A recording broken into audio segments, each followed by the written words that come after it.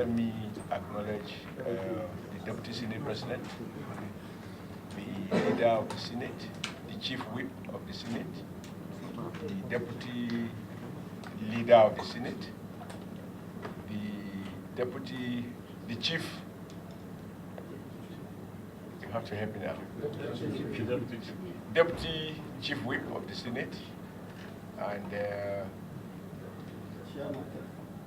the Chairman of Third Fund and Tertiary Institution. I just got my admission for 100 levels, so I should have forgotten your name. Mr. Senate President, we want to thank you for the very warm reception you have accorded us, and timely too. We, as a party, we have naturally been observing the activities of the Senate. Like other Nigerians, we monitor your deliberations.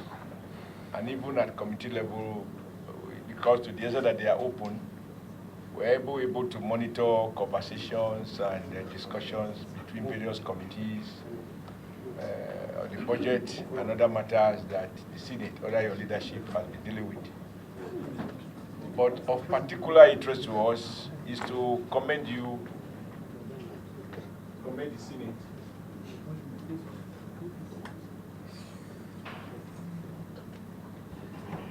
Senate under your leadership for the way you've handled all the issues and matters coming from the executive so far. I use the word Senate because I recognize that although we have, as a party, majority of the members of the Senate are of our party, but we also acknowledge that the opposition parties have also, for the purpose of, in the interest of ensuring that the executive and the legislative work harmoniously, have also supported virtually all the policies or issues that have come before the Senate for deliberation. And it shows that under your leadership, you've been able to cultivate an unusual but very fruitful bipartisan relationship, which we really need for us to work as a government, in between elections. So I also want to appreciate those opposition members, particularly the PDP and other party and other senators elected on the other political party platform for the bipartisan spirit with which the Senate has functioned so far. It is our hope and prayers that we continue to enjoy this kind of harmonious relationship. It is not a graveyard silence, it's a more of constructive bipartisan cooperation and collaboration for the common good of our nation across party divide. First, beginning with the confirmation of the ministers, we saw the Senate operating as an organic whole, not bogged down by divides. And every other matter that has come before the Senate, we've seen the spirit of bipartisanship. So thank you for the way you handled it in the serial list and other things that have come before you. But in particular, we think that in moments like this, we are, the world celebrates negativity more. But I think there are a couple of things that the Senate is doing under your leadership that can be said to be unique. The Senate, under your leadership, elected in the national interest to deny itself the luxury of attending to any other thing, including personal family matters that will possibly take them out of Abuja or even out of the country, in order to give sufficient treatment at the committee level for of the budget that has been presented to the National Assembly. Knowing that budgets are not formalities, they define the character of government and the direction of government. But the Senate, under your leadership, are choosing to do what many of us will see as unprecedented, to the extent that we can recollect the past since 1999. I think it is worth commending. Not just the APC senators, but the PDP senators who have agreed to, to work with you and deny themselves, the privilege of going to attend to other matters that may well be equally important to each individual senator.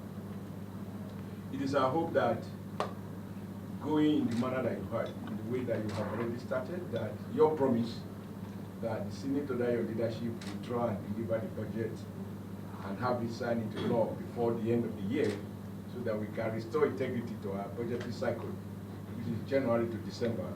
It is very clear that given the determination that we see, that this will be achieved. I want to say congratulations, so far, so good. And I really discussed at the end of the saying that usually when things don't go well, people are loudest in criticizing. When they go well, we take it for granted. But we thought that this one is worth acknowledging. But perhaps most outstanding, Mr. Senate President, is the way the National Assembly, under your leadership, has passed into law the amendment to the deep offshore oil quota sharing that promises to increase revenue of Nigeria substantially. Many of us are aware, even while I was still in the Nigeria Labour Congress, completely non-partisan, we know that there have been attempts to amend these laws, but the lobby group, as represented by the IOCs, have appeared to be so strong that they have overwhelmed the National Assembly over the years. And I think it is to your credit, Mr. Senate President, that you resisted all those temptations. And on a lighter note, I would say that when the oil company come lobby, the entire environment can be quite oily. And in order to walk firm on oily platforms, it's a statement of courage, of integrity, of commitment to national interest, and your will to ensure that we put Nigeria interest first before any other consideration, including even individual temptation. And even on this, we also want to extend the same compliment to the PDP members in the National Assembly, because we didn't hear a discordant voice on this. So, including YPP, I mean, all the opposition parties.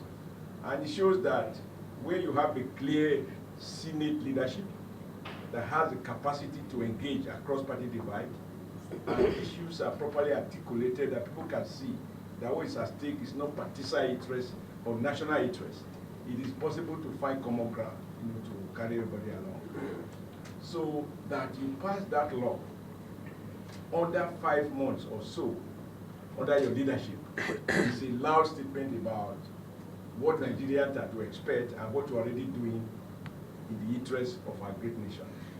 It's our prayer that God will continue to give you courage, wisdom, and all the skill you need to weave everybody to line to ensure that national interest take precedent over and above any other consideration, and that you are able to resist all the temptations arising from the powers that have denied this the country the passage of this law over the years.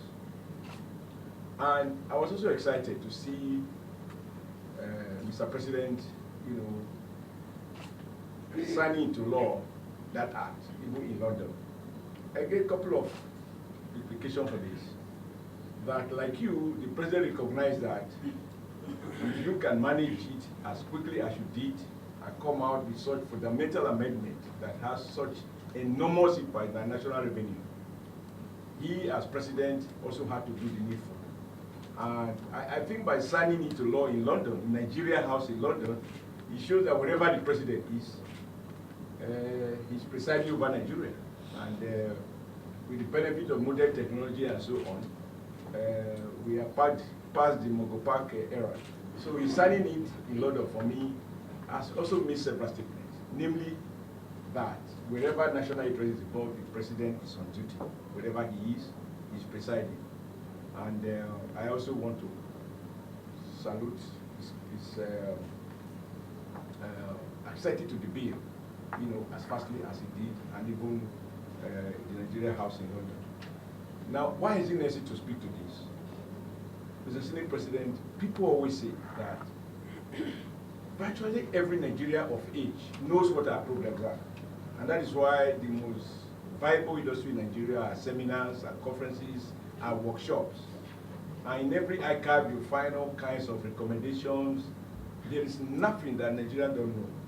What is missing is that level of integrity you require to subordinate your personal interest when the forces are unleashed, to subordinate your personal interest and all temptation and submit to the logic of national interest, even if that will lead to personal deprivation.